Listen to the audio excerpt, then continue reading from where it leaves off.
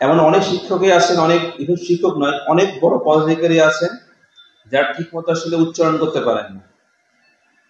মানে যদি আমি বাংলায় ভিতর দিয়ে বলি যে ঘোষ অঘোষ বর্ণ চেনেন না, অল্পপ্রাণ কোনটা মহাপ্রাণ করা চেনেন না, নাসিক্য ধ্বনি কোনটা নাসিক্য বর্ণ কোনটা এটা কিন্তু কিছুই করেন না, বুঝতে পারেন না। ঠিক আছে, ব এবং ধয়ের মধ্যে উল্টাপাল্টা করে ফেলতেছেন, দ ধা উল্টা করে ফেলতেছেন, মূর্ধন্য তর্জন্য উল্টাপাল্টা করে ফেলতেছেন।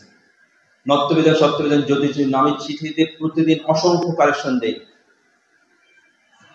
গত কয়েকদিন আগে, গত বুধবার কিংবা তার আগের বুধবার, যেটা বুধবার করে শিক্ষক স্কুলগুলো নিয়ে বসি, দেখলাম যে একজন কলেজের প্রধান শিক্ষক, কলেজের প্রিন্সিপাল, বসুন্ধরা টিস্যু অশুদ্ধতার বিরুদ্ধে এক বিন্দুও ছাড় নয়।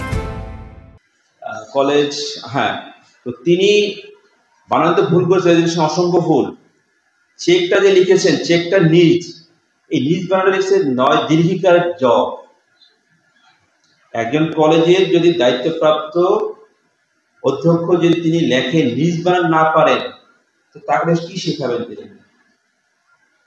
ওখানে ছিল আরো কয়েকজন গণ্যমান্য ব্যক্তি, সে তাকে বললাম যে দেখেন, এবং আমাদের স্যারও ছিলেন, মানে স্যার ভিজিটে আসছিলেন, নাম বললাম, নাম বলে চিনে ফেলবেন। কিন্তু এইটি যদি হয়, শিক্ষকদের যদি এরকম হয়, তাহলে শিক্ষার্থীরা কি শিখবেন?